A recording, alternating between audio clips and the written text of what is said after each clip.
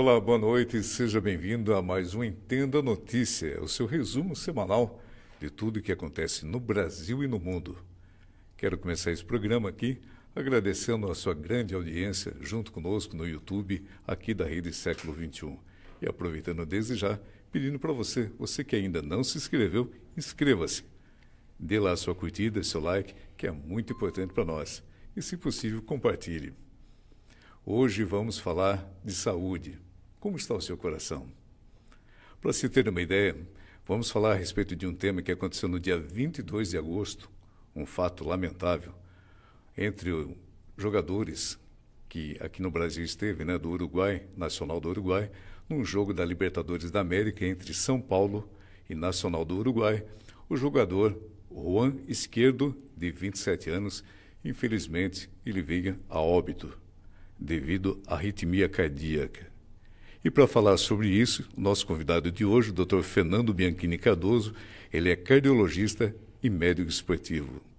Doutor, boa noite, seja bem-vindo. Boa noite, obrigado pelo convite, Guilherme. Doutor, algo que nos chama muita atenção a respeito de coração, é a respeito desse fato lamentável que aconteceu no dia 22 de agosto, no estádio Morumbi, como é conhecido em São Paulo, onde o jogador, o atleta, ele passou mal, teve um mal súbito, foi levado para o Hospital Albert Einstein e, posteriormente, alguns dias depois, ele veio a óbito. Eu queria que o senhor comentasse a respeito disso. Qual é a diferença de arritmia e parada cardíaca? Boa noite a todos. A arritmia, Billy, ela é algo que pode gerar uma parada cardiorrespiratória. Quando a gente fala de arritmia, a gente está falando de um mar de alterações que podem acontecer.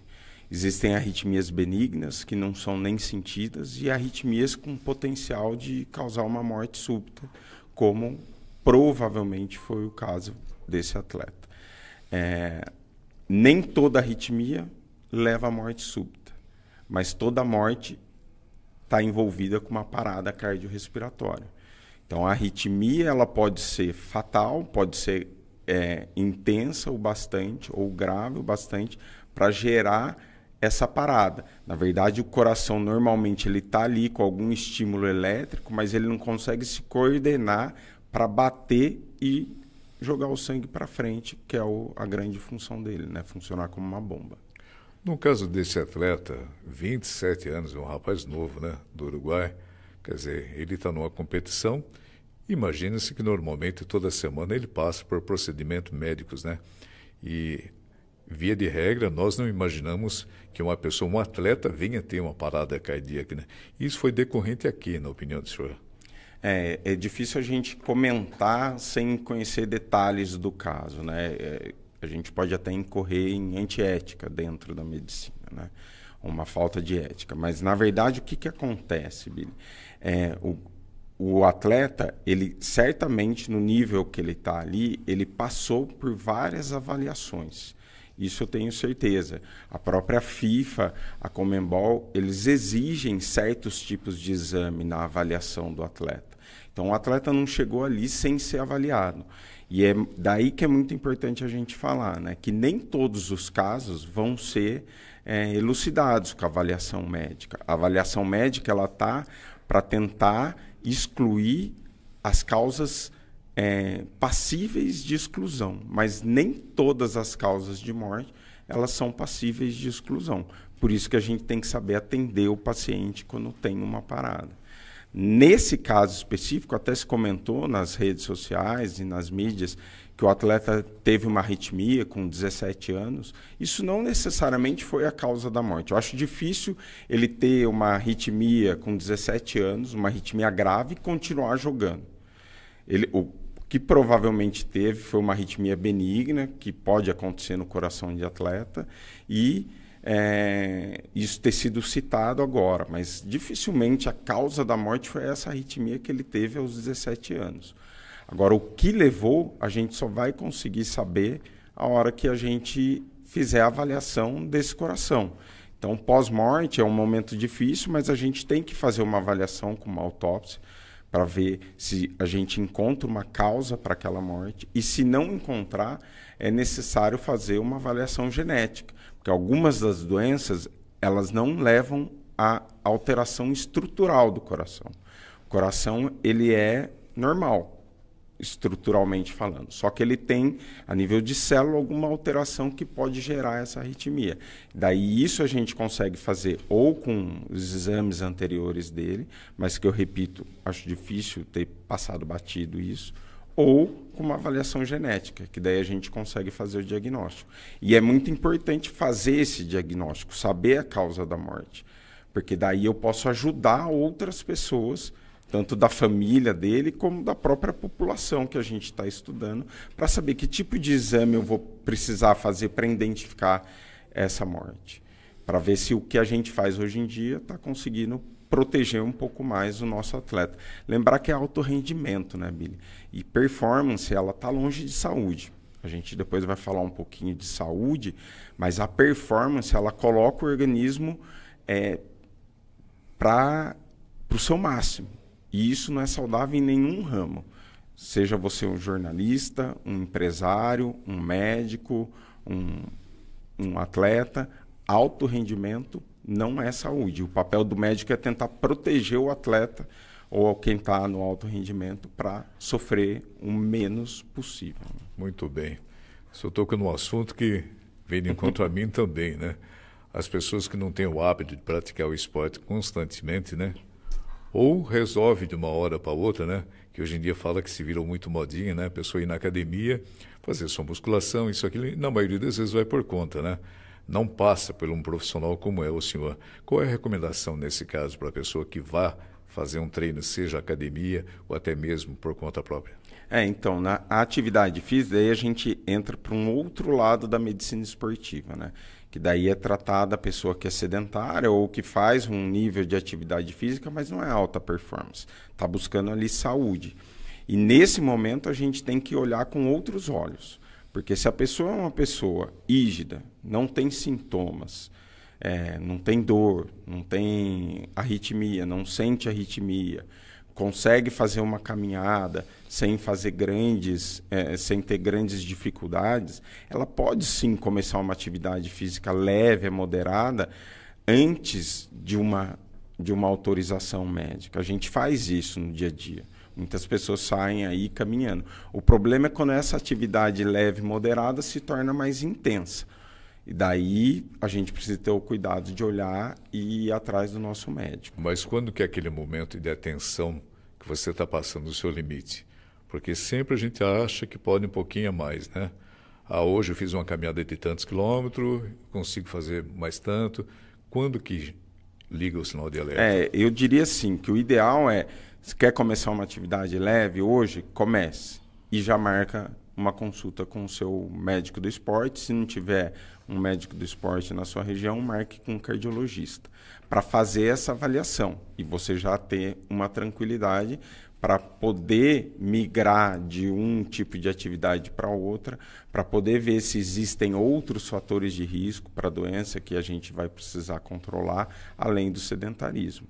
Então, eu não ficaria esperando muito, mas o que eu quero dizer é, não vamos colocar um obstáculo para a pessoa começar. Eu preciso passar com o médico obrigatoriamente antes de começar? Depende. Depende quem é você, depende o que você vai fazer e depende se você não sente nada. Não sente nada, vai fazer uma atividade leve, moderada? Pode fazer. Agora, quer começar a fazer um crossfit, que é baseado em alta intensidade, quer começar a fazer uma maratona, quer treinar para uma maratona, ou você já tem mais do que 45 anos, já tem uma hipertensão, fuma, seu colesterol está acima, seu açúcar está ali no limite no sangue, daí você tem que tomar mais cuidado e começar a fazer um preparo antes de ir para essas atividades mais intensas. Mas em relação à intensidade propriamente dita, na verdade, você não pode se sentir extenuado durante a atividade. Um teste que eu uso muito, sem precisar de exames, sem nada, é o talk test. A pessoa falando durante a atividade física. Então, se ela consegue falar sem fazer pausas, significa que está leve. O senhor está falando, por exemplo, está caminhando e conversando, é isso? Exatamente, caminhando e conversando. Se você consegue conversar livremente, sem precisar fazer pausa, você está numa atividade muito leve. Tá? Agora, se você começa a ter que, a cada 2, 3 palavras, fazer uma pausa para respirar, você começou a entrar numa atividade moderada. E se você não consegue falar nem 2 palavras sem respirar, daí você está numa intensidade muito elevada. Então, assim, se você quiser um parâmetro para definir se está elevado ou não, você pode usar esse teste que é fácil de fazer. O que eu costumo fazer com os meus pacientes é combinar, porque nem todas as vezes você sai com alguém, né, do lado. Mas combinar uma frase, montar uma frase com ele. Eu monto uma frase. Meu nome é Fernando, sou médico do esporte, trabalho em Campinas e gosto de futebol. E essa frase, se eu consigo falar sem pausas, é porque eu estou fazendo algo muito leve. Agora, se eu faço 2 ou 3 pausas ali, eu estou falando de algo mais moderado. E se eu não consigo falar 2 palavras sem respirar, daí eu estou numa intensidade. E eu combino isso com o paciente, para ele fazer durante a atividade e saber que tipo de atividade que ele está fazendo. Nesse caso está incluído a esteira. A pessoa está correndo, caminhando na esteira, fazendo Exatamente. Isso. Exatamente. Esteira, as atividades cíclicas, né, consideradas aeróbicas. Então, caminhada, bicicleta, esteira, spinning, tudo isso está dentro dessa modalidade aí. Doutor, tivemos um outro episódio, voltando no esporte, no futebol, né, do atleta brasileiro Serginho. Qual é a diferença do que ocorreu com ele, com esse rapaz uruguaio, no caso, o Juan Esquerdo? O Juan teve um mal súbito, teve parada cardíaca. E no caso do Serginho? Então, o Serginho também teve uma parada cardíaca. A gente não sabe exatamente a causa, mas é bem provável que tenha sido uma arritmia também. A diferença é que o Serginho ele tinha uma cardiopatia estrutural. Ele já sabia desse diagnóstico, os médicos já conheciam, só que o risco não era determinado. Qual era o risco daquela doença? Mas o Serginho tinha uma doença no coração, que o coração dele ficou muito grande, e isso propicia a gente ter um certo um aumento da chance de ter uma parada cardiorrespiratória por arritmia. Então é provável que o do Serginho tenha sido uma arritmia, só que no caso dele tinha uma cardiopatia estrutural, tinha uma alteração do coração.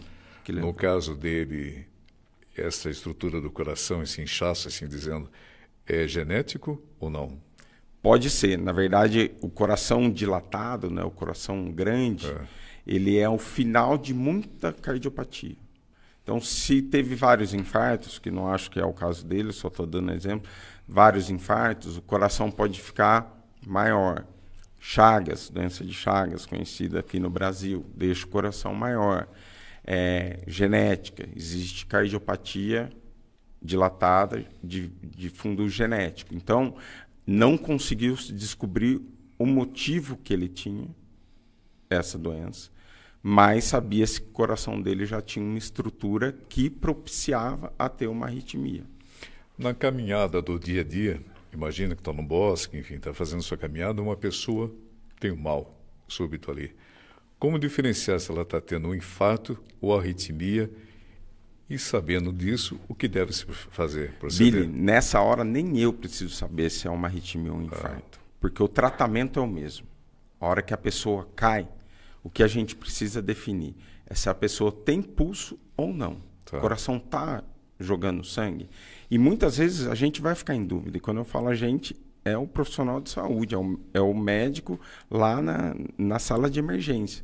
Tanto que o colégio americano diz, a gente tem 10 segundos para checar se a pessoa tem pulso ou não. Não tem, ou você está na dúvida, você vai agir como se não tivesse. E como que é feito isso? Mas a checagem de pulso, 2 dedos na carótida. Não encontrou pulsação, o que deve ser feito? Ficou na dúvida, não encontrou, é massagem cardíaca.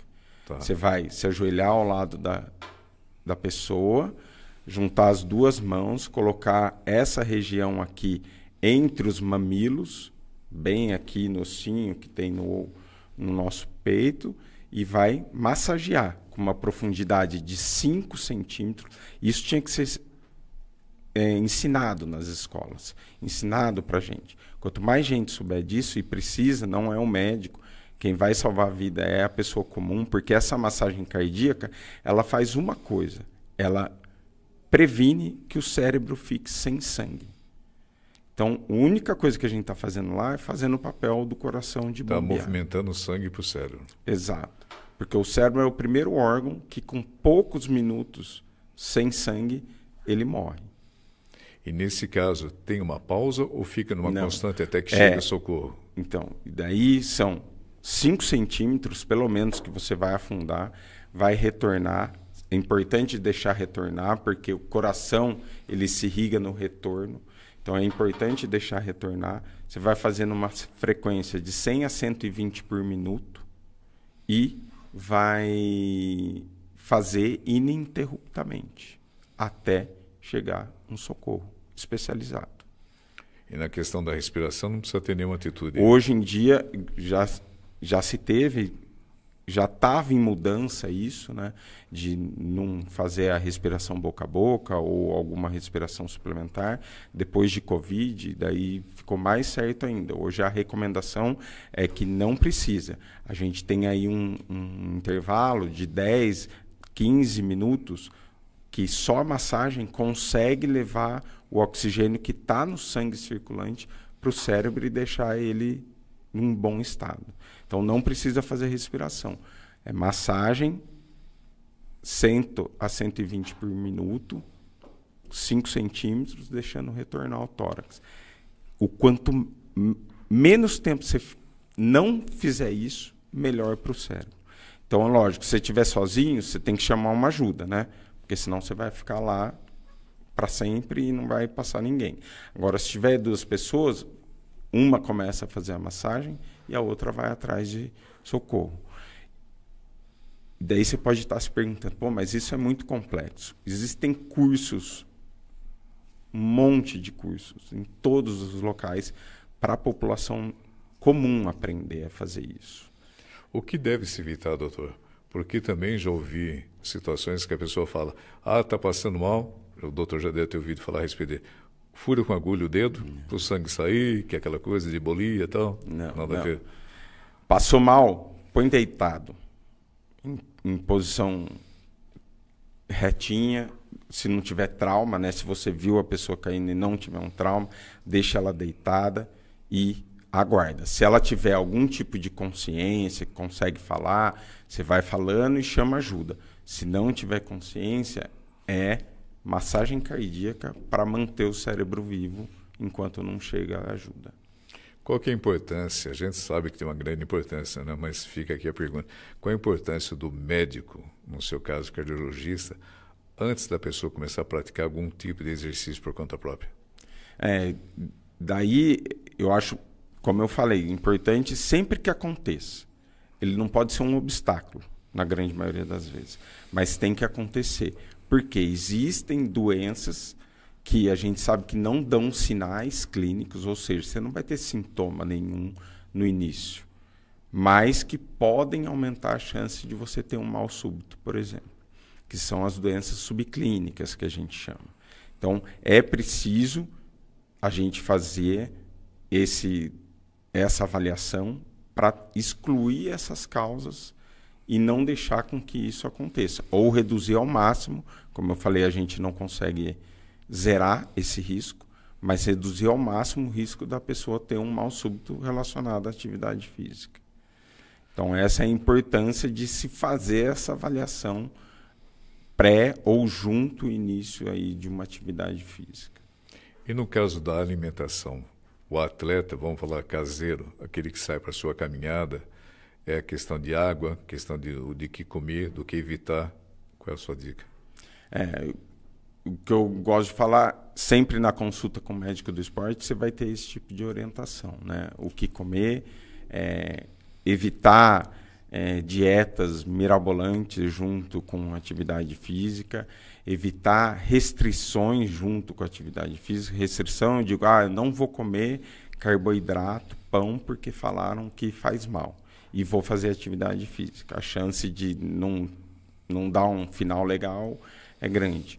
E em relação à hidratação, por exemplo, é sempre se manter hidratado. Quanto que eu tomo? Depende do seu peso corporal, do seu nível de atividade física, mas eu tenho um parâmetro que eu gosto de usar muito como indicador, e dou isso no consultório para as pessoas, que é a urina. A urina amarelada, com cheiro forte, é sinal de desidratação. Ela não tem água, porque você não está ingerindo água, então o nosso organismo tira a água da urina e joga mais eletrólito. Por isso que ela fica amarelada e mal cheirosa. Quando você está bem hidratado, a urina sai clarinha. Sai amarelinho bem clarinho, não tem cheiro. Isso é um parâmetro importante no dia a dia. Urinou agora, acabou aqui, vamos urinar. Está amarelada, é sinal de que precisa de mais água. Você que está nos acompanhando aqui no Entenda a Notícia, né? Temos aqui nesse bate-papo aqui, muito proveitoso, com o Dr. Fernando Bianchini Cardoso, que é cardiologista e médico de esporte. Está dando algumas dicas, não só para mim, como para você também, na questão da prática do esporte e até para você se precaver com problemas do coração. Doutor, quais são as recomendações que o senhor dá para as pessoas da terceira idade ou da melhor idade, assim dizendo, que quer começar a praticar um esporte? Que tipo de esporte ela pode fazer? Seja caminhar, seja fazer educação física, enfim. Primeiro, lembrar que o benefício da atividade física ele acontece em qualquer faixa, né? É lógico que se você começar jovem, você vai ter um benefício durante a vida toda. Se você começar com mais idade, você não vai ter tido benefício antes, mas depois você tem algum tipo de benefício. Então, nunca é tarde para começar, nunca, independente da idade. Em relação aos cuidados, daí quando a gente está falando de uma pessoa mais idosa, que já tem uma certa fragilidade, daí a gente precisa de uma avaliação médica pré-início, né? Então, é importante a gente saber por quê. A partir dos 35 anos, a gente sabe que a causa de morte súbita, a causa de morte, independente se está fazendo atividade física ou não, ela já vira uma chavinha para as doenças da coronária, que são os vasos que irrigam o coração. Então, o entope faz o famoso infarto. Então, a partir de 35 anos, a causa de morte já começa a ser maior de coronária do que de outras doenças. Porque as outras doenças ou foram antes ou não são doenças que vão levar à morte. Então, é importante a gente fazer uma avaliação, um teste de esforço, um teste de esteira, para daí tentar fazer o diagnóstico dessa doença da coronária, ver se tem algum risco de ter essa doença e tratar. Daí, tratando, pode fazer atividade física. Eu costumo falar, poucas são as ocasiões em que nenhum tipo de atividade física vai ser permitido. Poucas são. Então, mesmo você que está em casa, com dor na coluna, com dor no quadril, e o seu médico falou não pode fazer atividade física, ele errou. Porque poucas são as entidades que não permitem a gente fazer nada. É lógico, se tiver uma dor de coluna, você não vai fazer atividade no pico da dor. Você não vai fazer uma atividade de alto impacto. Mas uma caminhada, musculação, uma bicicleta, você pode e deve fazer. Porque senão você fica sem dor nas costas, mas seu coração fica doente. Daí não adianta nada. Quais são os principais sinais que tem que fazer exercício físico? A pessoa está acomodada, não tem a prática de fazer caminhada, vem do estúdio da TV, volta para casa, estou me colocando nessa situação, né? Para ficar como exemplo e tal. Quando que é aquele momento, por exemplo, a pessoa levantou, vai tomar água, mas está meio cansado. É um sinal? Não, o sinal que precisa fazer atividade física, Billy, é se você está respirando. Está respirando, precisa fazer atividade física. Porque a gente sabe que o sedentarismo hoje ele é um risco para a doença do coração, assim como fumar. Assim como ter colesterol alto, assim como ter diabetes. Então, se você não faz atividade física, você já aumenta o seu risco. A atividade física, ela previne não só morte do coração, mas uma gama enorme de causas de morte. Então, o sinal de que precisa fazer tá vivo. Tá vivo, tem que fazer atividade física. Alguma tem. Tem que achar. Você perguntou lá atrás qual é a melhor atividade física. A melhor atividade física é aquela que você vai conseguir fazer por mais tempo possível. Então, que adianta eu falar para você que é bom caminhar se você odeia caminhar? Se você mora num local em que é só subida e descida, não dá para caminhar. Se eu falar que é natação e você odeia água, não sabe nadar. Na verdade, a gente tem que achar uma atividade física que se enquadre à sua realidade. Não gosto de nada, então vamos achar que você menos odeia, para você conseguir fazer por mais tempo. Essa é a melhor atividade física que existe. E a pessoa que vive do alto rendimento, que é esportista, quando ele sabe que é o limite dele? Ele não sabe. Não sabe. Mas aí, nesse caso ele corre um grande risco, então. Mas daí a gente muda o foco, porque é o que a gente está falando. A medicina do esporte, ela olha para pessoa que quer saúde e tem que ter um outro olhar para a pessoa que quer performance. A performance nada tem a ver com saúde. A pessoa está ali para vencer os seus limites. Então, o atleta, ele não vê limite. Muitas vezes ele menospreza dor, ele ignora coisas que uma população normal teria como alerta. Ele não tem, porque ele está ali para vencer os limites. Daí o meu papel como médico do esporte é exatamente protegê-lo nesse momento, em que ele não vai se proteger, ele vai se colocar em risco, porque alto rendimento, você, como eu falei, qualquer área da vida, se você buscar o alto rendimento, você vai abrir mão de algumas qualidades. Você vai dormir menos, você vai se alimentar pior, você vai ter que ficar mais tempo acordado, mais tempo focado, e isso tem um custo. Daí a medicina do esporte tem que olhar para esse atleta e tentar minimizar esse custo, para que ele não tenha um mal súbito, para que ele não tenha um prejuízo grave durante esse período em que ele vai no seu limite, vai ultrapassar o limite dele. E o que falar para esses atletas que auto se medicam para o alto rendimento?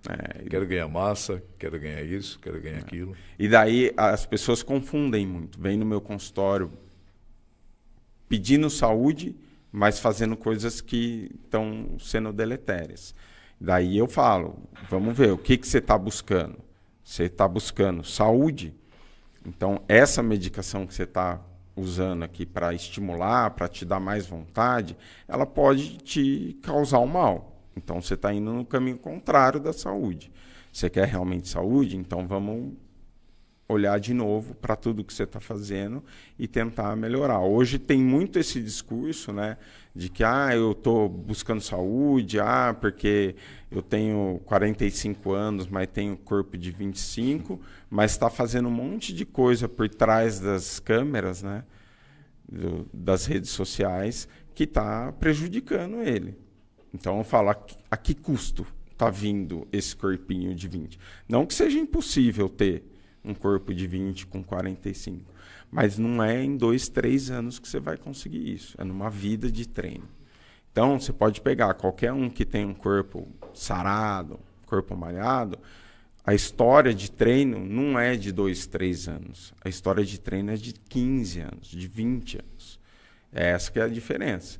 Daí ele pode ter. Agora, a pessoa que conseguiu isso em 2, 3 anos, certamente está fazendo algo por debaixo dos panos. O que a pessoa deve eliminar no seu dia a dia quando pretende fazer esporte? Aliás, nem a questão do esporte, mas tem que eliminar. Exemplo, tem problema no coração, mas fuma demais. Ou come isso demais, questão de gordura. Tem aqueles pontos X que se falar isso, não pode. Quais são essas dicas? Na verdade, é assim, ter o balanço, né? Você saber dosar. Você não precisa ser perfeito 100% do tempo. Isso é deletério até. Se você precisar se cobrar 100% do tempo, não tomo nada de álcool, não como nada fora da minha dieta, vou treinar todo dia, treino 2 vezes, isso é deletério também. Então a gente tem que saber balancear.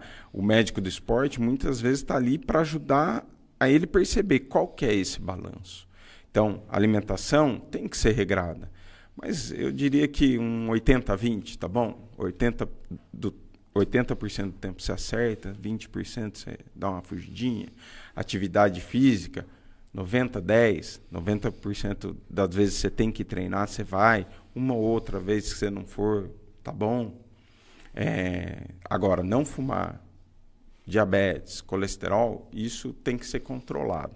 Porque isso é fator de risco. Não tem aquela pessoa que eu fumo um cigarrinho uma vez por ano. Não, a pessoa é fumante. Então, ela tem que controlar esse risco. Esse fator de risco, não só para a doença do coração, mas para câncer, para outras doenças mais. Então, tem que controlar. Cigarro, colesterol. Às vezes a gente vai ter que lançar mão de remédio para conseguir ajudar a pessoa a controlar, mas tem que ser controlado. Agora, dieta, treino e descanso, a gente pode manusear, dependendo da situação de vida que a gente está vivendo ali.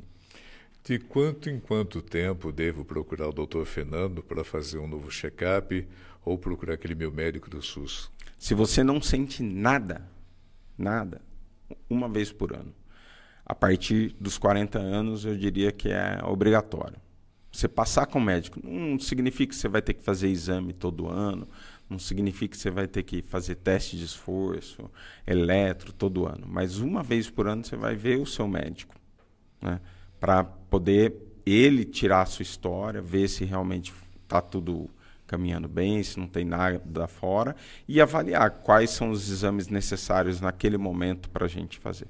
Então, uma vez por ano, pelo menos. Agora, acabei de passar com o meu médico, faz 3 meses, fui fazer uma corridinha um pouco mais intensa, senti uma ardência no peito, senti uma coisa estranha. Daí eu vou voltar naquele momento, para ver se tem alguma coisa de errado. Então, se não estiver sentindo nada, uma vez por ano. A hora que estiver sentindo alguma coisa, daí você tem que ser mais proativo aí. Isso não pode confundir questão de infarto, arritmia com estresse, por exemplo? Pode. O nome do infarto, do pré-infarto, né, é angina, que vem de angústia. Eles têm a mesma formação literária. Exatamente por isso, porque uma angústia muito forte pode mimetizar uma angina, uma dor de infarto. Então, a gente tem que olhar para o nosso corpo. E ficou na dúvida, vai procurar o seu médico. A angina, no caso, ela é momentânea ou é definitiva? A angina é normalmente momentânea. Ela só é definitiva se ela for uma angina muito forte e causar um mal súbito.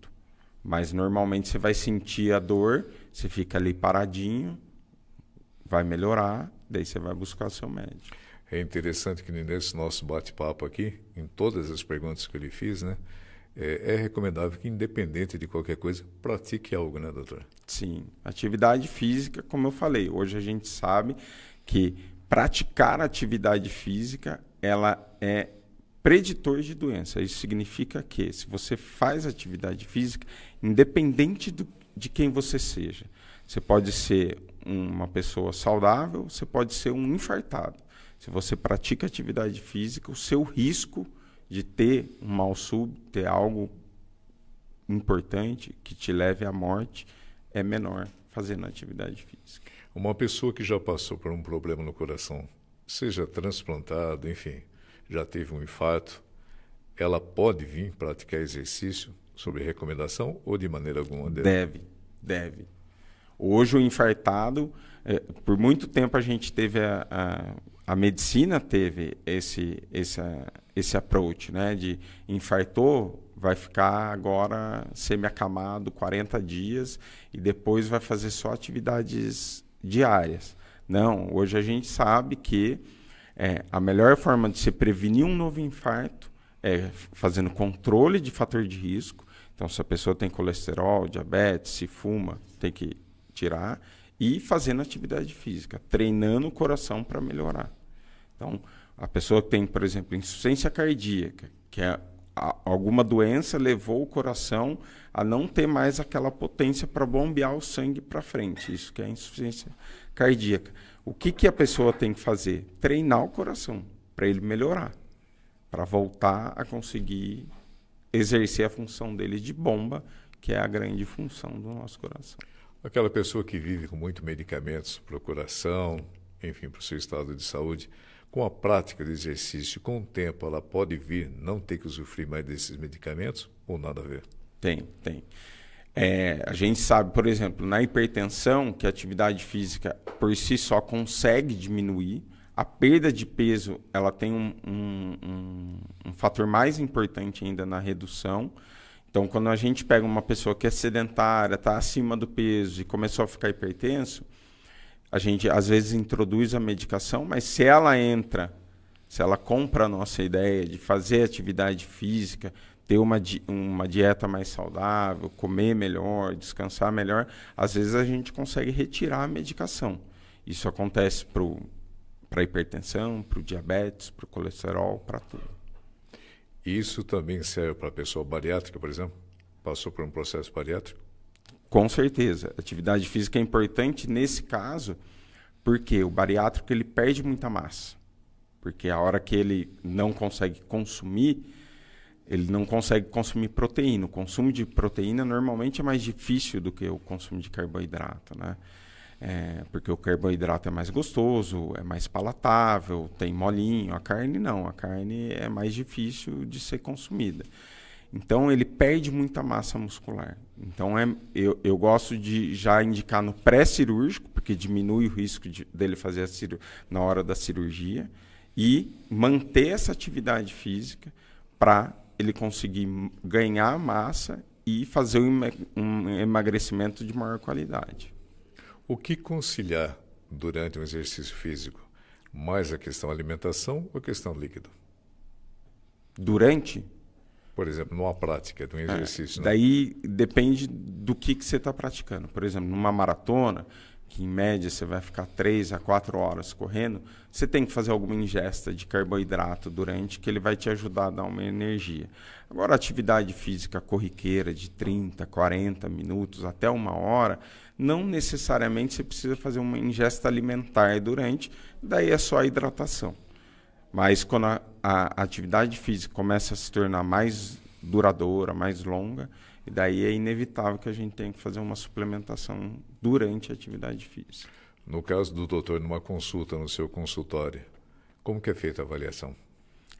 A gente tem esse bate-papo que a gente está tendo aqui, eu tiro toda a história, vejo o que faz de atividade física, como que é a alimentação durante um dia normal e durante um dia de treino, vejo como que é a hidratação, vejo como que é o sono, como que está hábito intestinal, urina, examino para ver se tem alguma coisa e, invariavelmente, eu peço algum exame para ver principalmente fator de risco, então ver se tem colesterol, ver se tem diabetes, ver como é que está a pressão, faço as medidas de pressão, faço um eletro pelo menos na primeira consulta. E daí a gente vai vendo a necessidade individual de cada um, o porquê que me procurou, se quer ganhar massa, se quer emagrecer, se veio só por saúde, se veio para ver se tem alguma coisa no coração porque faz uma atividade intensa. Então, daí cada caso vai apontando para um lado. Muito bem. Pessoal, espero que você esteja gostando do nosso bate-papo aqui no Entenda a Notícia. Hoje falamos aqui a respeito do coração com o especialista, Dr. Fernando Bianchini Cardoso, que é cardiologista e médico do esporte. A necessidade de você praticar esporte, sim, não importa qual seja ele, mas pratique e não deixe de praticar. E sempre, lógico, sobre uma orientação de um profissional. Não vá fazer por conta, né? Para não ter episódios como infelizmente tivemos no começo do nosso bate-papo, falando a respeito do jogador que veio a falecer, jogador do Nacional do Uruguai, que morreu no estádio Morumbis, em São Paulo, num jogo da Libertadores da América contra o São Paulo, um rapaz de 27 anos. Um atleta, né? Porque, como eu disse no início, a gente imagina que um atleta dificilmente vai passar por isso. Tem uma arritmia, tem uma parada cardíaca. Como o doutor mesmo aqui apresentou, há vários motivos, né? E várias situações que isso possa vir a acontecer. Agora, o mais impressionante disso tudo é o que você deve fazer para impedir que isso aconteça na sua vida. É através da prática de exercício, né, doutor? Exatamente. A atividade física, ela como eu disse lá atrás, são raras as situações que vão impedir de você fazer qualquer tipo de atividade física. E hoje a gente sabe, a literatura é cada vez maior, mostrando que a atividade física previne causas de morte, não só cardiovascular, mas em relação a câncer, em relação a sarcopenia, que é perda de musculatura. Tudo isso é prevenido com a atividade física. Então, tem que fazer. Se você está em dúvida do que pode, do que não pode, daí um profissional da área pode te ajudar a esclarecer isso. Mas que tem que ser feito, tem que ser feito. Criança, a partir de que idade, doutor, é recomendável? Olha, criança faz atividade a partir de 1 ano que começa a caminhar, né? A gente está falando de uma sistematização de atividade física. É um outro assunto controverso, né? Com que idade meu filho pode ou não pode? Sempre pode, mas tem que estar cercado por um profissional qualificado. Então, uma criança nunca vai fazer uma musculação com o objetivo de ganho de massa. Ah, mas ela não pode fazer academia? Pode, só que os objetivos dela vão ser outros. Ela não vai colocar carga para ganhar músculo. Ela vai colocar carga para fazer resistência, para trabalhar a musculatura lombar, para ajudar a crescer e não para atrapalhar o crescimento dela. Então, nenhum tipo de atividade física, as pessoas às vezes me chamam para falar sobre mal de alguma atividade física, né? Quando começou a onda do CrossFit, todo mundo queria falar mal do CrossFit. Na verdade, o CrossFit é uma atividade baseada em alta intensidade. Você tem que ter certos cuidados quando você está praticando. Mas não é a atividade que faz o mal. Quem faz mal é praticar ela de uma forma errada. Se você estiver cercado por um profissional de educação física, gabaritado, que saiba o que está fazendo, ele vai fazer uma atividade direcionada para você, naquele momento, naquela situação que você vive. Isso no caso do CrossFit, quem vai ditar a regra se pode ou não pode? É o professor ou é o aluno em si que acha que pode? Naquele momento, quem tem que pôr limite é o professor. Até pela qualificação e a capacidade dele. Teoricamente é ele que está ali para falar, ó, é o seu momento para fazer esse exercício, ainda não é o momento. Ah, eu quero colocar mais carga na musculação, lá na academia. Quero colocar mais carga. Não, agora você tem que fazer com essa carga, essas repetições, porque é isso que vai ser benéfico para você. Doutor, quando eu mencionei crianças, principalmente, a gente vê no esporte, né? Cada vez mais, muitos jovens se tornando profissionais, principalmente no futebol. Então, a tendência dos pais é levar os filhos cada vez mais novos para praticar a questão do futebol. Uhum. E, na maioria das vezes, imagino eu que o pai não leve um filho num cardiologista, algo assim, independente de saber como está. Hoje os clubes de futebol, para assinar um contrato, seja qual for a idade da criança, ele precisa de um... Então, muitas vezes eu vejo a criança que foi fazer um teste, foi fazer uma peneira, mas a partir do momento que vai ter algo certo com o clube, ele precisa desse atestado. Daí vai... E essa é a nossa briga, né? Porque daí começa aquele, vamos arrumar alguém que faça um atestado. A família, a pessoa não pode encarar aquilo como é só um atestado. Não, é um médico olhando para ver se existe algum risco ao praticar uma atividade de alta intensidade. Então, não pode ser encarado como, só vou ligar para o médico da família, amigo da família, para arrumar um atestado para mim sem nem ver meu filho. Não faça isso. Aproveite aquela situação para ir atrás do médico e ter a certeza de que naquele momento nada apresenta para ele correr um risco, ao invés de colher benefício da atividade física. Para finalizar nosso bate-papo, essa indicação, obviamente, da prática de exercício físico encaixa a todos, desde PCDs, pessoas da melhores idades. Todo mundo. PCD, é só a gente olhar para Paralimpíadas hoje. Tem um monte de gente que se beneficiou. Existem vários projetos sociais que fazem isso, né? A hora que a pessoa se torna um PCD, ela enxerga uma nova realidade através da atividade física. Então, é para eles também. Cada população vai ter sua atenção, né? O PCD tem que ter alguns cuidados, que tipo de atividade vai fazer, a síndrome de Down vai ter outros cuidados, o idoso vai ter outros cuidados, a mulher outros cuidados. Então, cada um vai ter o seu cuidado, e isso é o papel do médico, do profissional, para tentar ir lá atrás e tornar aquilo um benefício, né? Sempre. Falando em benefício, quero aqui agradecer. Estamos chegando no final do nosso bate-papo aqui. Muito obrigado pela dica, doutor, que leva você em casa, você que está nos assistindo aqui pelo YouTube da Rede Século XXI, no Entenda a Notícia, a importância de você praticar exercício físico. Doutor, muito obrigado pela sua presença. Espero vê-lo em breve. Eu que agradeço. É uma oportunidade a gente poder vir aqui falar sobre a medicina do esporte, atividade física. Eu ficaria um dia inteiro falando sobre isso, mas a gente tem outros afazeres, né? Então vamos lá, e sempre que precisar podem contar comigo. Um abraço. Entenda a Notícia todas as segundas às 19h, aqui no YouTube da Rede Século XXI. Contamos com a sua audiência. Forte abraço a todos e até a próxima.